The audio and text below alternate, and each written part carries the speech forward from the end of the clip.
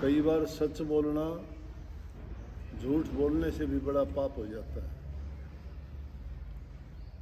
कई बार झूठ बोलना सच से भी अच्छा साबित हो जाता है।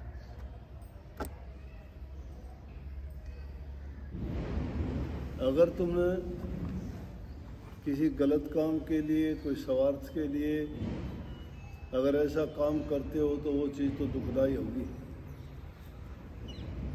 लेकिन अगर किसी नेक काम के लिए तुमने कोई काम कर दिया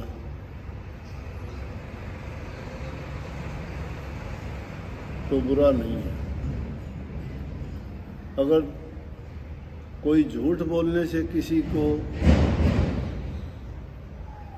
शांति मिलती है, उसका दुख और तकलीफ दूर होती है, या मुख्य रूप से कहा जाए कि किसी के प्राण बचते हैं, तो वो झूठ बोलने में झूठ नहीं होती।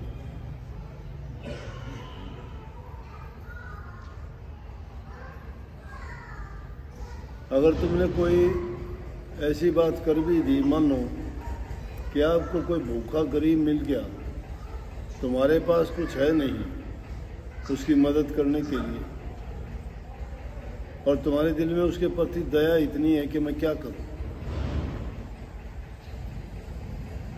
ना आपके पास कुछ है उसके लिए कुछ कर सको, दूसरा कोई उपाय नहीं है, और उसके लिए आपने कोई अगर चोरी करके उसको खाना दे दिया तो कोई जुल्म नहीं किया, आपने एक मुर्दा इंसान को जिंदा कर दिया।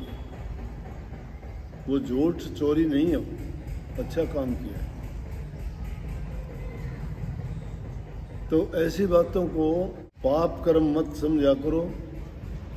जो दूसरे का हित करता है, भला करता है, हाँ, अगर तुम उससे अपने स्वार्थ के लिए कोई ऐसा काम कर देते हो वो गलत है। कबीर साहब ने बहुत अच्छी बात कही। कबीर साहब जो क्या कहूँ, खुदा से भी, खुदाओं के भी खुदा, वो कहते हैं कि मर जाऊं मांगू नहीं, अपने तन के काज और परमार्थ के कारण आवन मोहलाज। उन्हीं बातों से जुड़ी बात है ये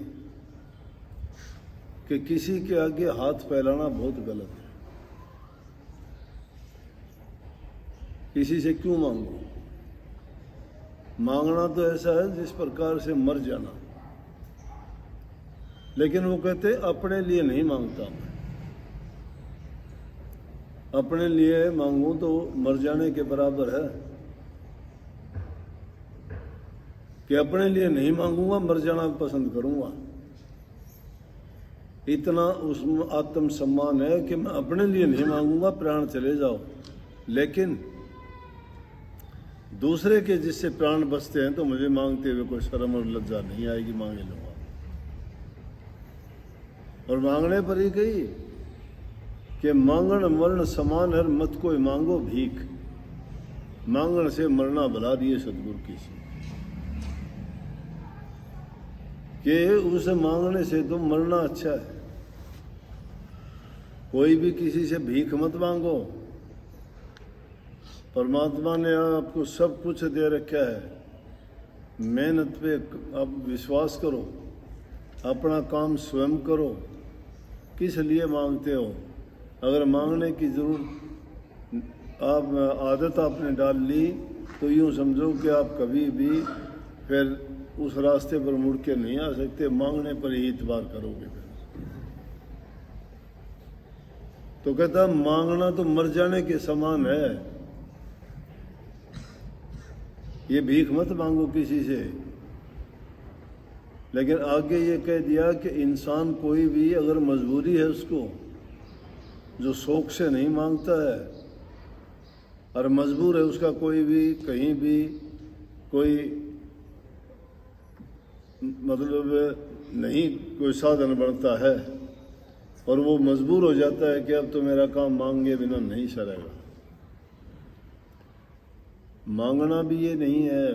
कभी ये सोचते हो कि किसी को ज़रूरत पड़ी, किसी साथी से, पड़ोसी से, रिश्तेदार से तुमने कुछ ले लिया, मांगना नहीं है। वो तो एक प्रकार का कर्ज है, जिससे मांगोगे उसको वापस दोगे आप। मांगना उसको मानो कि जो लेके तुम वापस देना ही नहीं चाहते, वो मांगना बुरा है। अगर किसी से लेते हो और तुम्हारी नीयत है कि मैं इसके दूंगा और मैं इसका कर्जदार नहीं रहूँगा, वो कर्जा सिर पर नहीं रखूँगा, वापस दूंगा, तो मांगना नहीं है। मांगना वो है जो नीयत खोटी करके इंसान सोच ले कि मैंने ले लिया, अब वापस मैंने देना नहीं है। तो उनके बारे में कबीर साहब ने कही कि मांगन गए सो मर गए। जो मांगने जाता है वो इंसान शौक में नहीं मांगता कोई, वो मर जाता है। उसको लाज शर्म इज्जत सब उसको क्यों? जिस इंसान के आंखों में लाज है, जिसका आत्म सम्मान है, जिसकी इज्जत है, वो आदमी मांगेगा नहीं। मांगता कब है इंसान? जब वो समझो मुर्दा हो जाता है। मुर्दा कैसे होता है कि जब उसका कोई भी वश नहीं चलता, कोई जोर नहीं चलता, कोई उपाय उसके पास नहीं रह जाता, जब वो मांगता है। उनके लिए कहा कि मांगण गए सो मर गए। जो मांगने के लिए जाता है समझो मर चुके हैं। और मर के मांगण जा, जब चारों तरफ से निराशा हो जाती है तब वो आदमी किसी के पास मांगने के लिए जाता है। लेकिन ये कही है उससे पहले वो मरे जो होते कह देना। वो मांगने के लिए आता है, और जो इंसान जिसके पास है और वो देने की बजाय उसको ना कह देता है, नहीं देता है, तो समझो वो उससे भी पहले मरा हुआ है। अब रही चीज घर के आदमियों की, कई बार मैंने ये देखा है कि इन लड़कियों के घर वाले गलत आदत में पड़ जाते हैं। शराब, नशा, पैसे मिलते हैं उसको बर्बाद कर देते हैं। और वो कितने भी, कोई चाहे प्रॉपर्टी का व्यवसाय करता है, चाहे कोई कर्मचारी है, चाहे कोई और दूसरे उसके व्यवसाय चलते हैं, पैसा आमदनी होती है, लेकिन जेब उसकी नोटों से भरी होती है, और वो शराब पी के आता है, होश हवास सब गुम कर देता है अपने। उसको नहीं पता होता मैं घर कितने बजे आया था, कि कौन मुझे घर छोड़ के गया, मेरी जेब में क्या था, मैंने कितना खर्च दिया, कितना मेरे पास है। वो उसको चारपाई पे डाल के चले जाएंगे, तो घरवाले उसकी जेब अगर देख ले और उसके पास जो निकाल के रख ले, तो सुबह कोई पूछता ही नहीं है कि कहाँ गए, क्योंकि उसको पता है कि तूने जो गलती की है वो तूने बहुत बड़ी गलती कर रखी। तू अपने होश हवास खोए बैठा था, उससे पूछोगे तो भी नहीं कहेगा, ना कहेगा मेरे पास कुछ नहीं था। तो ऐसे हालात में उसके अगर तुम निकाल लेते हो तो बुरी बात नहीं है, क्योंकि और बुराई से बचा दिया, नहीं तो उठते ही फिर वही काम करेगा वो। मतलब कुछ तो तुमने उस बर्बाद होने से बचाया है, वो चोरी नहीं की है तुमने। तो ऐसे हालात मैंने कई बार देखे, ऐसी बातें सुनी है। और उनके घर से जो अच्छी ये लड़कियां अगर समझदार होती हैं तो उनका ऐसा करती भी हैं, उनकी जेब से निकाल के रख लेती हैं। उनको घर चलाना होता है, उनको बच्चों का लालन पालन करना होता है। इनको इन आदमियों को तो कम परवाह होती है, सबके लिए नहीं कहता मैं। कुछ लोग जो इस प्रकार से बुरी आदतों में पड़ जाते हैं, वो इन चीज़ों की परवाह ना करके सिर्फ अपने तक सीमित रहते हैं, उनको कुछ लेना देना नहीं। बहुत सी आके मेरे सामने शिकायत भी करती हैं कि जी मेरा घरवाला ये करता है, एक एक हफ्ता 10-10 दिन घर में नहीं आता, हम कैसे काम चलाएं, क्या करें। तो ऐसे हालात में बहुत मजबूर हो जाता है इंसान। तो ऐसे हालात में अगर तुम उसको कुछ बोल भी देते हो, इंसान मजबूरी में बोलता है, मजबूरी में उसको कई काम करने पड़ जाते हैं। तो ऐसे हालात में हमें अपनी बुद्धि और विवेक से काम लेना चाहिए। हमें भी ऐसा कोई काम करने से पहले सोच लेना चाहिए, मैं ये करता हूँ ये गलत तो नहीं है, जैसे उस लड़की ने पूछ लिया। क्योंकि हम ये प्रण करवाते हैं कि भाई आपने चोरी नहीं करनी। चोरी का मतलब नहीं समझे। अब जमींदार आदमी है, फसल उगाता है, फसल का कोई उसका कुछ भाव लगाएगा, कोई कुछ भाव लगाएगा, उसको बेचनी है, उसकी मजबूरी है। वो अगर कहते मैं तो इस भाव नहीं दूंगा, मैं तो ये भाव दूंगा, अगर वो ऊंचे भाव बोलता है, या कोई अपनी भैंस बेचता है, दूसरा कहता है कि 60,000 की दे दे, वो कहे मैं 70,000 की दूंगा, वो चोरी तो नहीं ना, वो झूठ तो नहीं ना, अपनी चीज़ है वो कह के देता है। या कोई दुकानदार है, उससे कोई चीज़ लेने के लिए जाता है, वो कहता है मैं तो इस भाव दूंगा, वो चोरी नहीं है, वो बोल के देता है मैं तो इस भाव दूंगा ये चीज़। तो ये चीज़ें इस प्रकार की हैं। वो काफ़ी चीज़ों में हमें भी सोच विचार करना चाहिए कि वो चीज़ कैसी है, और जो हम करने जा रहे हैं वो ऐसा तो नहीं है कि उससे कोई पाप कर्म हो रहा है, ऐसा तो नहीं है कि जिससे किसी का दिल दुखी हो रहा है, ऐसा तो नहीं है कि हमने किसी को किसी प्रकार की हानि और नुकसान पहुंचाने का काम किया है। किसी का अगर हमारे ऐसे करने से अच्छा होता है तो हम वो काम करेंगे। परोपकार भलाई के काम में अगर तुम ऐसा कुछ करते हो तो कोई गलत नहीं, सही है। कैसा है, अमीर आदमियों के पास पैसा है, वो यूं समझो जैसे कुआं पानी का भरा हुआ है।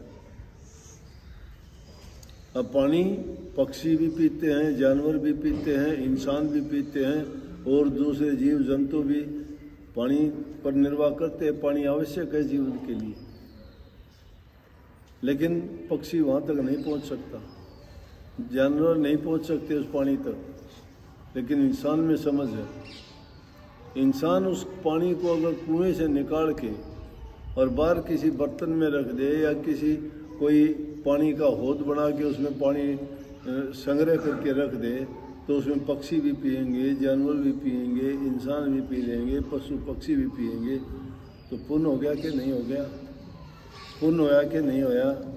अगर सेठ साहूकारों के पास पैसे ज़्यादा हैं और उससे पैसे लेके गरीबों में दे दे, तो पुण्य होया कि पाप होया? पुण्य होया ना। इस प्रकार से इन बातों को अपने विवेक से और हमारी समझ से हमें सोचना चाहिए कि भाई ये हम जो करते हैं ये गलत तो नहीं है। अगर आपको लगता है ये गलत है, फिर नहीं करना चाहिए। तुम्हारी अंतरात्मा तुम्हें जवाब देती है। जब कोई भी काम आप करते हो ना, अपने मन से पूछ लिया करो। दिल को साफ करके जब पूछोगे तो अंदर से दो आवाज़ आती है। मन तो कहता है कर ले, कर ले। वो तो इंसान को भटकाता है, ले जाता है बुराई की ओर, लेकिन तुम्हारी बुद्धि कहती है ना, ये पाप कर्म है, नहीं ये गलत है, नहीं किसी का जी दुखाते नहीं देखते। एक गरीब आदमी बेचारा 4-4 पैसे करके इकट्ठे करता है। किस लिए करता है? कि लड़की की शादी करूँगा मैं, किसी से लेने नहीं पड़ेंगे, खर्चा लगेगा, गहने बनवाने, कपड़े बनवाने, शादी में प्रीति भोज देना। तो वो बेचारा कब से लगता है, पैसे इकट्ठे करता है, दहेज इकट्ठा करता है, गहने बनवा के रखता है। अगर उसके घर में डाकू आ जाए और उसका सब कुछ छीन ले जाएं, घर से निकाल ले जाएं, कितना बड़ा पाप कर दिया, कितना बड़ा पाप कर दिया। एक इंसान एक एक दाना, एक एक पैसा और एक एक पल पल में अपना खून बेच के जो इकट्ठा करता है, और उसको कोई दुष्ट आदमी गलत तरीके से ले जाता है, तो यूँ समझो कि उसने तो जिंदा इंसान को कब्र में दबा दिया। जिसका गया है उस इंसान की पीड़ा समझो, उसका दिल का दर्द समझो कि उसको कितनी तकलीफ हुई होगी। लेकिन दुष्ट आदमी उस चीज़ की परवाह नहीं करते, वो दुष्टता कर देते हैं। और संतोषी आदमी फिर भी कहेगा, फिर भी उस ऐसा संतोष रखेगा कि भाई चलो ले गया उसका परमात्मा भला, कि उसका जोर नहीं चलता कोई। तो इस प्रकार से इन बातों को सोचना पड़ता है कि हमारे किसी कर्म से, लेकिन सोचेगा कौन? वही जो इंसान होगा जो नेक रास्ते पर चलता होगा, जिसके दिल में धर्म और शर्म होगी। 3 चीज़ें धर्म है, शर्म है और कर्म है। कर्म धर्म के अनुसार जो करता है वो शर्म वाला आदमी तो ठीक है, बेशर्म आदमी जो होगा ना, वो जो है धर्म के खिलाफ काम करेगा सारे के सारे। और उनको दुर्बुद्धि कहो, कुबुद्धि कहो, राक्षस योनि के कहो, पापी कहो, दुष्ट कहो, कुछ भी कहो, वो धृष्टता करे। दुष्ट आदमी चाहे कहीं भी, चाहे धर्म से बन जाएगा, वहां जाके भी वैसा ही करेगा। समझ गए? तो अपने जो बुरे ख्यालात है ना, इस दिल को भी सैनिटाइज कर लिया करो। सैनिटाइज का सुना होगा ना तुमने जिक्र काफ़ी। बाहर का सैनिटाइज तो तुम कोरोना को भगाने के लिए सैनिटाइज करते हो ना, दिल का भी सैनिटाइज करा करो। इसमें जो दुष्ट विचार भर रखे हैं उनकी सफाई जब तक नहीं होगी तो वो हमें बर्बाद करता रहेगा, कुपथ पे लेके जाएगा, हमारे से दुष्टता धृष्टता करवाता रहेगा। तो कोई भी काम करते हो सोच के करो, समझ के करो, बुद्धि के साथ करो। बुद्धि पर जो कसौटी पे सोचोगे तो जरूर तुम्हें उसका अच्छा जवाब मिलेगा। जो आदमी धैर्य और शांति रखता है ना, उसके सामने उसके विचारों में अच्छा फैसला होता है हमेशा। पानी में अगर गादड़ है, पानी में गादड़ फैली हुई है तो कुछ दिखाई नहीं देता, उसमें मिट्टी और वो गादड़ापन दिखाई देता है। लेकिन उस पानी को कई देर तक छेड़ो ना, चुपचाप छोड़ दो उसको। थोड़ी देर के बाद में पानी निथर जाएगा, गादड़ नीचे जम जाएगी, पानी साफ हो जाएगा। इसी प्रकार से कोई भी जब घटना होती है, कोई बात आती है, कोई समस्या आती है, तो उस टाइम पे तुम भी उस पानी की तरह से शांत हो जाया करो। कुछ समय के शांत हो जाओ तो तुम्हारा हृदय भी उसी प्रकार से पानी की तरह से, उसमें कमी जो होंगी वो नीचे बैठ जाएंगे और उसमें भी सत्यता और सफाई ऊपर उसी तरह से नितर के आ जाएगी। अगर कोई कहता है तुम्हारे बारे में कुछ बोलता है, बोलने दीजिए, शांति करो। इसका मतलब तुम कुछ तो हो, तुम्हारे बारे में कोई बोलता है। जो कुछ है ही नहीं उसके बारे में कौन बोलेगा? हमने सीधी बात कहते हैं आम भाषा में, बोला रोवणिया में रोया जाना, गावणिया में गाया जा नहीं सका, क्या करना। सीधी बात का अगर एक बूढ़ी मैया थी, उसका लड़का गुजर गया। उसका लड़का गुजर गया तो महात्मा के पास गई, जाके कहने लगी, विलाप करने लगी, बाबा जी मेरा पुत्र था, बहुत अच्छा था, बहुत प्यारा था, बहुत वो तो गुजर गया, मुझे शांति नहीं है। बोला क्या काम किया करता हो? मेरा काम तो कुछ भी नहीं करा करता। कोई नेक काम किया? बोला ना। कोई प्रभु भगत था? बोला ना। कोई पूजा पाठ करता था? बोला कि ना। कोई यज्ञ हवन, कोई और कोई समाज कल्याण का काम करता था? बोला ना। तो बोला कि मट्टी का पाथर क्या था, और पाथरे मट्टी का। जिस इंसान के पास कोई हुनर नहीं, कर्म नहीं, आप सबके पास हुनर है, लेकिन आप हुनर को कैसे बर्बाद कर देते हो? बिना सोच की, बिना बात की बातों में उस हुनर को कर देते हो बिखराओ, उसको किसी काम में नहीं लेते। सबके पास जो हुनर है उस हुनर को पूर्ण रूप से समझ के साथ उसमें काम करो, तुम्हें फल देगा, अच्छा फल देगा। जो इंसान कुछ बढ़ता है वो बिगड़ जाता है। पढ़ो ना कुछ भी ना बढ़ो, फिर पाओगे कि शांत चित्त होगा, सब कुछ तुम्हारी समझ में आ जाएगा।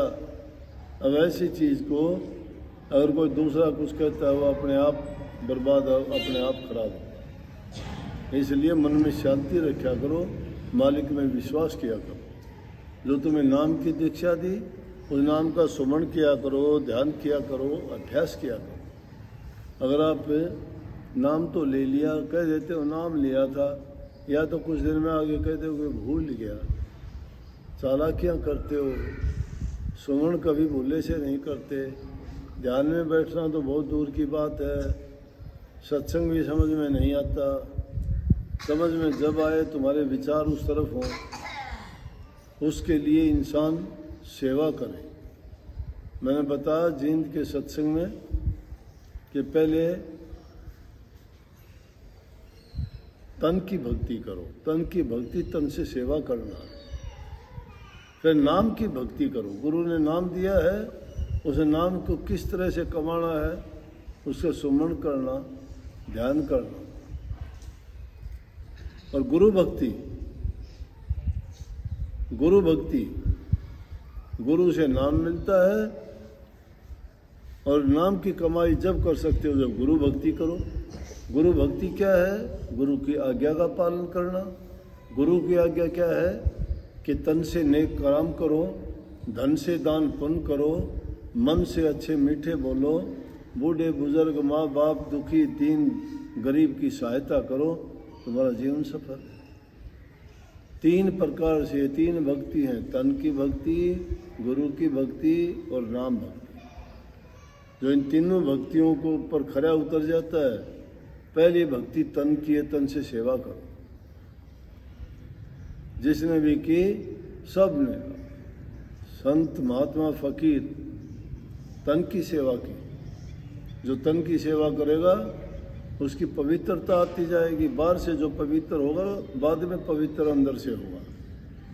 जो बाहर से पवित्र नहीं है तो अंदर से पवित्र कैसे हो सकता है?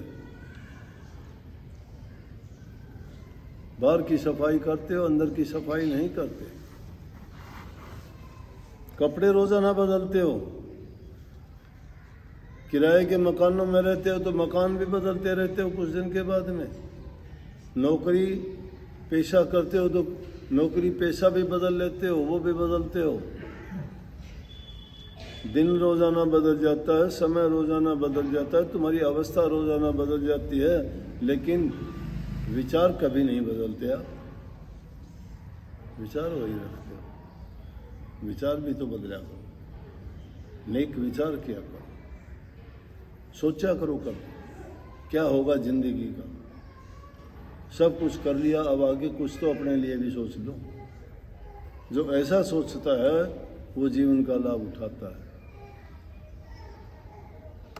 और जो ये जानता ही नहीं, पशु तुल्य जीवन है, निंदा में, चुगली में, बुराई में, छल में, कपट में, बेईमानियों में ये जीवन को जो बर्बाद करते हैं, क्या मिलेगा उनको? धक्के खाने को। तो बहुत पवित्र जीवन है, इसको बर्बाद ना करो। नेक कर्म करके कमाई करो, मालिक आपको सबको सद्बुद्धि दे और भक्ति करने के लिए आपको शक्ति दे। सबको आशीर्वाद। राधा